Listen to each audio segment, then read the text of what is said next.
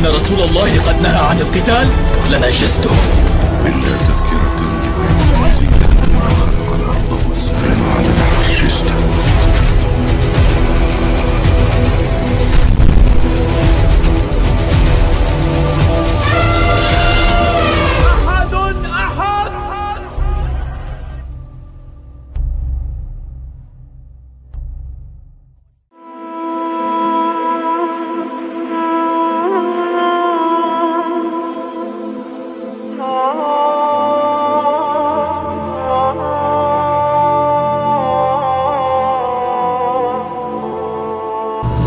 Saya telah sampaikan bagaimana Yusha bin Nun, murid daripada Nabi Musa alaihissalam, sepeninggal Nabi Musa memimpin Bani Israel untuk melanjutkan misi. Yaitu apa misinya?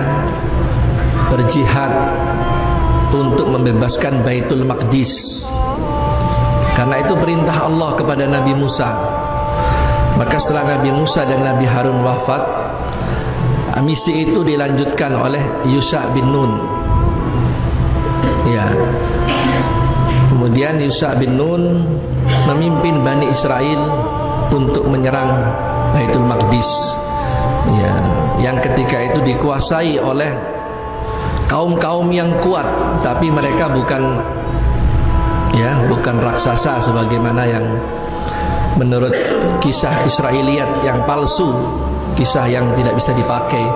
Jadi kaum yang kuat itu manusia biasa. Ada yang mengatakan kaum Amalik dan sebagian juga kaum Kan'aniun. Ketika itu menguasai Palestina. Ya, mereka ingin masuk Baitul Maqdis Palestina, tapi di dalam itu ada kaum Amalik atau kaum Kan'aniun. Maka misi itu dilanjutkan oleh Yusha bin Nun, ya, membawa Bani Israel. Kemudian mereka berjihad melawan kaum yang kuat tersebut. Singkat cerita, saat mereka hendak berjihad, di tafsir Imam Ibnu Katsir, waktu itu hari Jumat sore. Yusha bin Nun memimpin pasukan itu Jumat sore. Sementara ketika mendekati Baitul Maqdis sudah menjelang hampir sudah sore benar lah, tapi belum gelap. Sedangkan aturan perang ketika itu ada aturan perangnya, kalau sudah malam berhenti, nggak boleh perang, nggak boleh main rudal-rudalan, tembak-tembakan, istilahnya begitu, berhenti. Ya. Nah, Yusha bin Nun ini berdoa kepada Allah Subhanahu wa taala agar Allah menahan matahari itu. Dalam saya pemeriksa dalam Qisahul Anbiya ini disebutkan, ya, Imam Ibnu Katsir dalam Qisahul Anbiya menyebutkan kisah ini dan hadisnya ini sahih. Termasuk dalam tafsir Imam Ibnu Katsir juga disertakan hadis ini. Kata Rasulullah, Allah belum pernah menahan matahari kepada seorang manusia pun kecuali ketika Yusha bin Nun. Ya. Jadi Yusha bin Nun berdoa supaya matahari tidak dulu tenggelam. Ya, dan Allah benar-benar menahan matahari itu. Singkat cerita, Yusha bin Nun masuk menyerang Baitul Maqdis dan Allah memberikan kemenangan. Ya, setelah mereka menang menguasai Baitul Maqdis, Allah memerintahkan kepada Bani Israel itu untuk memasuki gerbang Baitul Maqdis yang ketika itu harus melewati satu pintu. Udkhulul baba sujjadan naghfir lakum khotoyakum wa sanazidul muhsinin. Masuklah engkau ke dalam pintu. Pintu di sini pintu gerbang Baitul Maqdis itu sujjadan, sambil bersujud. Bersujud ternyata dijelaskan di sini bukan bersujud seperti sujud meletakkan kepala di bumi. Kalau masuk sambil bersujud nggak mungkin, tapi sambil menunduk, maksudnya sambil tawadhu, ya, sambil menundukkan diri. Nah, diperintahkan oleh Yusha bin Nun, mereka harus menunduk ketika melewati gerbang itu, karena ada perintah ini, udkhulul baba sujjadan. Dari sifat, ya, saya sudah sampaikan, dari maaf ya, dari kurang ajarnya Bani Israel itu, disuruh menunduk mereka masuk, malah mereka masuk sambil mundur, pantatnya duluan. Coba lihat, atret malahan dia, pakai gigi mundur ya, sambil ngesot pantatnya duluan mundur. Coba, Allah yang perintahkan udkhulul baba sujjadan, tapi mereka tidak mengindahkan. Dan Yusha bin Nun ini yang memerintahkan atas perintah Allah. Yusha bin Nun sendiri ini seorang nabi ya, seorang nabi dari Bani Israel. Mereka malah mundur dengan pantatnya ya. Wa qulu khittatun naghfir lakum khotoyakum. Katakan, kata Allah, khittah dalam tafsir Imam Al-Qasir dijelaskan, khittah itu artinya ya Allah, ampunilah kami. Tapi apa yang dikatakan Bani Israel ketika itu? Kata Rasulullah, mereka malah mengatakan khintah itu biji gandum. Malah ayat Allah ini dilecehkan oleh Bani Israel, sambil tertawa mereka, sambil mundur mengatakan khintah katanya. Coba lihat kurang ajarnya kaum Bani Israel ini ya. Nah, singkat cerita, setelah mereka Yusha bin Nun dan Bani Israel menguasai Baitul Maqdis, para ahli sejarah membagi ketika itu, sejak zaman Yusha bin Nun, perjalanan Bani Israel itu dibagi dalam 3 fase ya, 3 fase. Yang pertama yaitu Asrul Qudad. Asrul Qudad itu zaman atau fase para hakim. Kemudian Asrul Muluk, zaman berkuasanya para raja. Ketiga, di zaman terakhir ini Asrul Inkisar Mamlakatu Bani Israel, zaman terpecah-pecahnya kerajaan Bani Israel. 3 fase. Ketika Yusha bin Nun sudah masuk Baitul Maqdis, mereka melantik ya, membaiat 12 hakim, dan 12 hakim ini ditempatkan di 12 wilayah. Kalau istilah sekarang ini mudiriyah. Jadi hakim-hakim itu ketika ada masalah, dia harus mengembalikan masalahnya kepada Nabi Yusha. Nah, hakim-hakim itulah yang memimpin 12 suku-suku Bani Israel, ada 12 ya. Nah, dijelaskan Dr. Thariq As-Suwaidan menjelaskan ketika itu sifat karakter Bani Israel ini tidak kunjung berubah ya. Sikap kepala batu, keras kepala, sikap senang dengan kesirikan dan berbagai perangai buruknya tidak juga berubah ya. Di zaman Asrul Qudad berkuasanya para hakim ini, mereka malah tambah rusak, bukannya berubah. Mereka malah perzinahan di mana-mana ya. Muncul perzinahan ya, mereka mabuk, gak kenal halal haram ya. Dan mereka satu dengan yang lain saling perang. Dari 12 suku ini saling perang, sehingga orang-orang yang ada di luar Palestina melihat ini kesempatan, karena Bani Israel sudah saling berperang satu dengan yang lain. Maka dalam kondisi seperti itu, kondisi mereka saling bermusuhan, diserang mereka ya, oleh suku-suku lain, diserang. Baitul Maqdis diserang. Apa yang terjadi ketika itu? Kebanggaan mereka yang selalu mereka jaga, yaitu peti yang disebut tabut ya, tabut, petinya besar, tabut ya. Di dalam peti itu isinya yaitu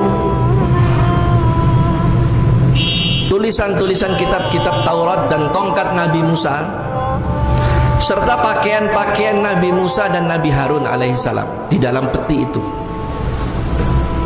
Nah, ketika dikuasai oleh kaum yang lain, peti itu dicuri, diambil. Padahal peti itu selalu dijaga oleh mereka, nggak boleh peti itu kemana-mana ya, karena itu warisan mereka paling berharga. Akhirnya tabut itu dicuri oleh kaum yang menguasai Palestina ketika itu ya, sehingga hilanglah tabut. Nah Mereka hidup di zaman Asrul Qudat. Para hakim ini dijelaskan lebih kurang 350 tahun lamanya, ya, masa berkuasanya para hakim. Akhirnya muncul nabi yang lain. Saya sudah katakan nabi-nabi itu jumlahnya banyak. Ini pembahasan di awal, ya. 124.000 para nabi, dan yang paling banyak itu dari kalangan Bani Israel. Ya. Nah, ketika dalam kepemimpinan Yusha bin Nun 350 tahun itu bergantian para nabi. Ya, para nabi-nabi itu bergantian. Tapi mereka ini masih dalam kondisi tertekan, ya, terhantui oleh kaum yang ada di luar Baitul Maqdis. Walaupun mereka berhasil mempertahankan kembali Baitul Maqdis, tapi tabut itu sudah dicuri oleh, ya, kekuatan pasukan yang lain. Tabutnya diambil, kebanggaan mereka sudah diambil. Sehingga 350 tahun lebih kurang setelah zamannya Yusha bin Nun, ya, di zaman, jadi setelah Yusha bin Nun ini ada nabi terus sampai di zamannya Nabi Sam'un. Pernah dengar Nabi Sam'un? Siapa Nabi Sam'un ini? Tidak pernah dengar, ya. Nabi Sam'un ini kalau mereka menyebut Nabi Samuel. Jadi biasa mereka suka merubah-rubah. Yusuf jadi Yosef. Daud jadi Ibrahim, jadi ya. Musa jadi ya. Juleha jadi Julia. Juleha jadi Julia. Nah, sampai berkuasanya Nabi Samuel, ya, Nabi Sam'un tadi itu, ya, Nabi Yusha bin Nun sudah wafat, nabi terus sampai berkuasanya Nabi Samuel. Bani Israel ini akhirnya, ya, keturunannya ke bawah ini yang hidup di zaman Nabi Samuel ini, akhirnya mereka melihat karena sering berperang mereka merasa lemah. Akhirnya mereka minta kepada Nabi Samuel, minta yang memimpin mereka kalau bisa jangan hanya nabi. Mereka harus dipimpin seorang raja yang kuat. Jadi mereka minta yang mimpin mereka sejak zaman Nabi Samuel harus seorang raja. Maka Nabi Samuel, ya, atas perintah Allah akhirnya memilihkan mereka. Karena keinginan Bani Israel minta agar yang pimpin Bani Israel harus seorang raja. Supaya apa? Bisa mempersatukan kembali Bani Israel dan bisa menjadi kuat Bani Israel karena dipimpin seorang raja. Nah, zaman itu, ketika itu dari Asrul Qudat, ya, bergeser menjadi Asrul Muluk, zamannya para raja. Ya. Maka ketika di zaman Nabi Samuel itu akhirnya atas petunjuk Allah dipilihlah, diangkatlah seorang raja. Siapa raja yang diangkat ketika itu? Ada yang tahu? Siapa? Ya, rajanya yaitu Talut. Bukan Talut. Talut. Ya, Talut. Diangkatlah oleh Nabi Samuel ini Talut sebagai raja. Itu atas perintah Allah. Allah yang perintah, Allah yang nunjuk, Allah yang milih. Diangkatlah Talut. Tetapi apa yang terjadi? Mereka yang minta diangkat raja, sudah ditunjuki rajanya itu Talut, mereka malah nggak mau terima. Coba dari kurang ajarnya, apa kata mereka? Ini kata mereka, wa qala lahum nabiyuhum innallaha qad ba'asa lakum Taluta malika. Dan nabi mereka berkata, yaitu Nabi Sam'un, ya, Allah telah memilihkan untuk kalian itu seorang raja yang bernama Talut untuk menjadi raja bagi kalian. Ini kata nabinya. Ya, surat Al-Baqarah 247. Allah telah memilihkan untuk kalian itu raja, akan menjadi raja bagi kalian itu Talut Malika. Apa kata mereka? Mereka mengatakan qalu anna yakunu lahul mulku alaina wa nahnu ahaqqu bil mulki wa nahnu ahaqqu bil mulki minhu. Bagaimana Talut mau memimpin kami? Ya, sementara Talut itu tidak lebih layak daripada kami.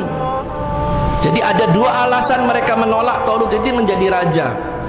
Gak pantas Talut itu mimpin kami. Kami ini lebih layak sebetulnya daripada Talut. Karena apa?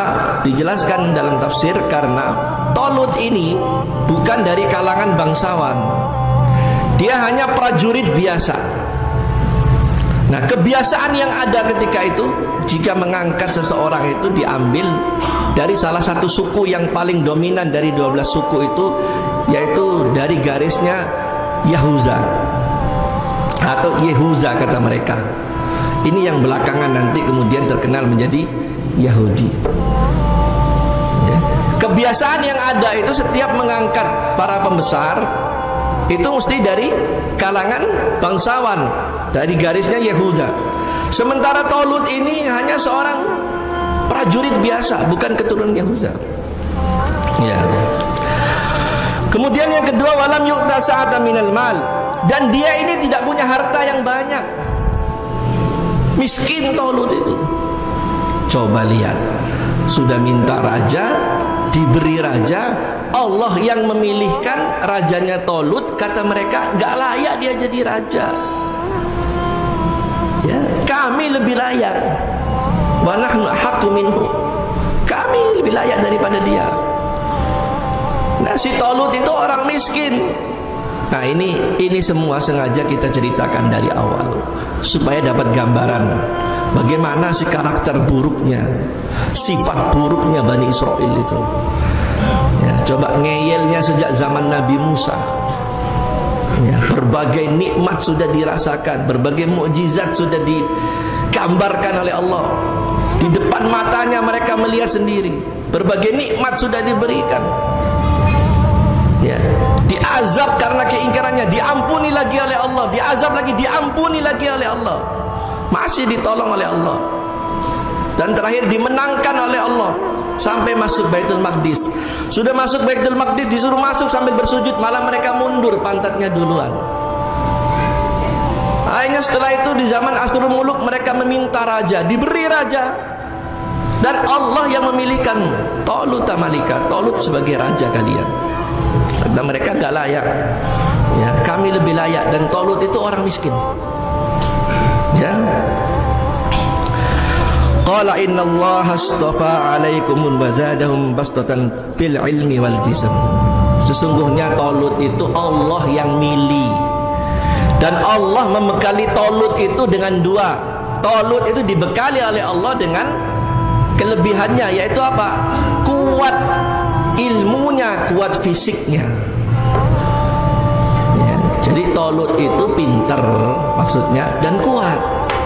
Nah, ini ya salah satu ciri-ciri kepemimpinan. Ya, kuat dan pinter. Ya, pinter saja tapi lemah gak cukup. Ya, kuat dan pinter. Bastatan fil ilmi wal jism. Apakah mereka terima dengan penjelasan ini? Mereka nggak terima, terpaksa. Talut itu terpaksa. Akhirnya Talut menjadi raja. Mereka mau nggak mau akhirnya tunduk dengan segala keterpaksaan. Ya. Sampai akhirnya Allah menunjukkan bukti bahwa Talut ini dipilih oleh Allah dan diridhoi oleh Allah SWT. Biasa, ya, Bani Israel itu harus minta bukti. Sampai-sampai kepingin melihat Allah dengan mata kepalanya sendiri. Nah, Allah tahu model Bani Israel ini. Dipilihkan Talut menjadi raja, masih belum mau terima. Akhirnya Allah menurunkan, ya, tanda-tanda ayat kebesarannya. Dalam surat Al-Baqarah juga disebutkan, wa qala lahum nabiyhum inna ayata mulkihi ayyatiyakumut tabuta fihi sakinah fihi sakinatun mir rabbikum wa baqiyatun mimma taraka alu Musa wa alu Harun tahmiluhul malaikah inna fi dzalika laayatan lakum in kuntum mu'minin. Ketika mereka mentaati Talut setengah hati, ya, tidak mau menerima Talut, Allah turunkan ayat-ayat tanda kekuasaan melalui Talut ini. Apa tandanya? Tabut yang pernah dicuri itu akhirnya dikembalikan lagi. Dengan cara bagaimana? Ya, tahmiluhul malaikah. Tabut itu dibawa oleh malaikat. Ya, di saat mereka berkumpul di hadapan Talut, ya, ada satu momen mereka berkumpul di hadapan Talut, tiba-tiba Allah memerintahkan malaikat memikul peti itu, kemudian peti itu terbang pas sampai di depan Talut. Ya, Ibnu Katsir menjelaskan seperti itu. Peti itu nyampe di depan Talut dan mereka melihat dengan mata kepala mereka sendiri. Nah, di dalam peti itu, ya, ada tongkat Nabi Musa dan ada sisa-sisa peninggalan, ya, peninggalan di sini ini pakaian daripada Nabi Harun dan Nabi Musa. Juga ada yang paling penting ini apa? Prasasti kitab Taurat itu. Baru mereka tercengang. Ya. Nah, ini ketika Talut berkuasa. Ya. Akhirnya terjadi perang terus. Memang kebiasaan orang dahulu itu hobinya perang. Ya. Sampai akhirnya Talut, ya, minta untuk dipilihkan raja yang lain. Ya. Maka dipilihlah ketika itu seorang pemuda, ya, seorang pemuda yang kuat juga. Siapa? Ya, akhirnya oleh Talut diangkatlah Daud, ya, sebagai raja. Dan ternyata akhirnya Daud juga diangkat sebagai nabi, double dia, ya, diangkat sebagai raja dan sebagai nabi. Nah, Daud akhirnya memimpin Bani Israel menggantikan Talut, ya, sebagai raja dan sebagai nabi mereka.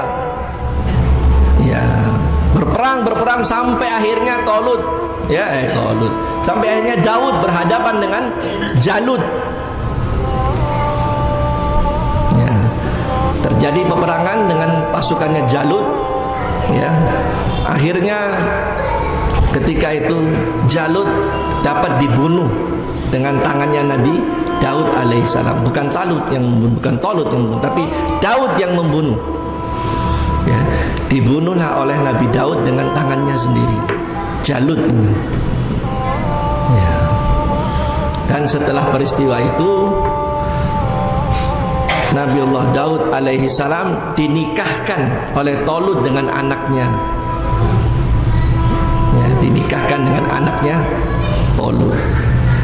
Nah, maka zaman itu masih berlaku, yaitu Asrul Muluk, zaman berkuasanya para raja.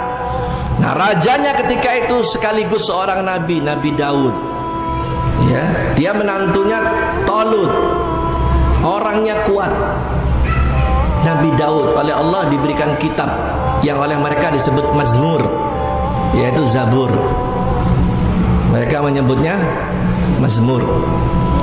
Ya, diberi kitab, ya, dan diceritakan, ya, Imam Ibnu Katsir menjelaskan ketika kelebihan mukjizatnya, kelebihan dinampakkan, kelebihannya seorang nabi, Nabi Daud itu kalau dia membaca kitab Mazmur, suaranya paling merdu. Ya, suaranya merdu sekali.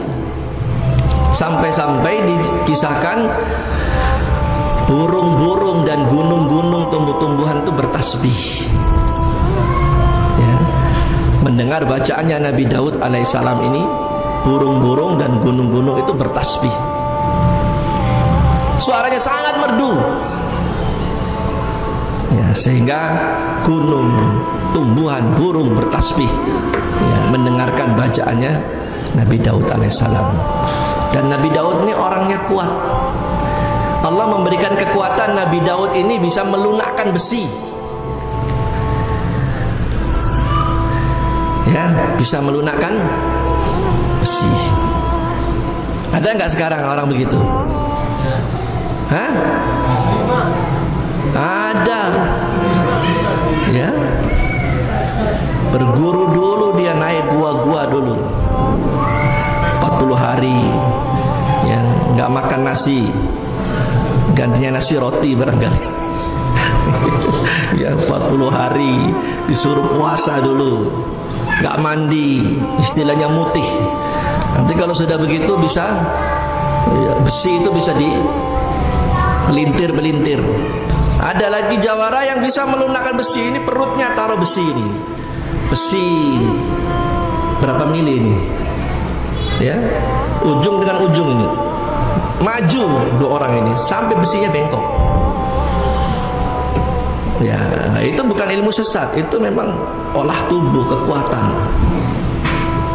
Ya. Pernapasan ke apa gitu, wallahu a'lam. Ya. Jadi begitu. Jadi ada orang seperti itu. Nah, Nabi Daud ini Allah beri kelebihan. Ya, dia bisa melunakkan besi, sehingga Nabi Daud ini orang yang pertama membuat pakaian perang dari besi. Ya, manusia pertama yang membuat pakaian perang dari besi itu Nabi Daud. Ya, singkat cerita, masih zaman Asrul Muluk, zaman berkuasanya para raja. Nabi Daud wafat, digantikan oleh anaknya. Ya, digantikan oleh anaknya. Siapa nama anaknya? Nabi Sulaiman alaihissalam. Ya, Nabi Sulaiman. Nah, Nabi Sulaiman akhirnya memimpin Bani Israel. Jadi ini biar tahu, inilah nabi-nabi Bani Israel ini. Ya. Jadi Nabi Sulaiman menggantikan Nabi Daud, ya, memimpin. Nah, Nabi Sulaiman pun Allah beri dia kekuatan. Ya, Allah beri dia kekuatan. Apa kekuatan atau kelebihannya? Nabi Sulaiman bisa memerintah angin, bisa memerintah jin. Ya, bahkan moyangnya jin Ifrit itu takluk. Ya, Nabi Sulaiman. Ya. Dan di zaman Nabi Sulaiman ini, ya, kerajaan-kerajaan yang ada di sekitarnya itu kecil dan kerajaan besar itu takluk semuanya. Semuanya kerajaan itu takluk. Ya. Dan dijelaskan di dalam Al-Quran itu Allah belum pernah memberi kerajaan sebagaimana yang telah diberikan, ya, kepada Nabi Sulaiman, baik itu sebelum Nabi Sulaiman maupun sesudah Nabi Sulaiman. Ya. Semua kerajaan itu tunduk di bawah kekuasaan raja sekaligus Nabi Sulaiman. Ya. Nah, sampai-sampai Nabi Sulaiman itu bisa menguasai satu kerajaan yang makmur ketika itu di Yaman. Itu kerajaan Saba. Ya, kerajaan Saba yang ketika itu dia dipimpin oleh seorang wanita. Ya, seorang ratu. Siapa namanya? Siapa? Balkis. Ya. Ratu Balkis. Ya. Ratu Balkis tadinya dia tidak mau beriman. Ya, tapi setelah ditunjukkan bukti-bukti, ya, jin saja diperintah. Ya, Ifrit saja tunduk. Akhirnya kesombongan Ratu Balkis ini lunak. Akhirnya dia beriman. Datanglah dia dari negeri Sabah, ya, ke Palestina. Dari Yaman ini ke Palestina. Datang untuk apa? Menyerahkan diri kepada Nabi Sulaiman. Dia dengan seluruh kerajaannya. Ya, dan salah satu mukjizat Nabi Sulaiman yaitu Nabi Sulaiman bisa berbicara dengan binatang. Ya, bisa berbicara dengan binatang. Sampai-sampai ketika Nabi Sulaiman melewati satu lembah dengan tentaranya dan pasukan, lembah itu disebut Wadin Naml. Ya, lembah semut. Ketika melewati lembah itu memang banyak semutnya. Ada salah satu semut dari jauh dia melihat tentara Nabi Sulaiman. Ya ayuhan namlu dkhulu masakinakum. Wahai jamaah-jamaah semut, masuklah ke sarang-sarangmu cepat. Ya, nanti kamu diinjak oleh tentaranya Sulaiman. La yahdirannakum Sulaimanu wa junuduhu wa hum la yash'urun. Nanti kamu dipijak oleh tentara Sulaiman dan pasukan Sulaiman. Sementara Sulaiman enggak tahu kalau ada kita. Nabi Sulaiman mendengar itu. Ya. Fatabassama dhahika min qawliha. Nabi Sulaiman akhirnya itu tersenyum dan tertawa karena mendengar ucapan daripada jamaah semut tadi itu. Ya, jadi subhanallah ya, kerajaan Nabi Sulaiman sebelum Nabi Sulaiman sampai sesudahnya Nabi Sulaiman belum ada yang bisa menandingi.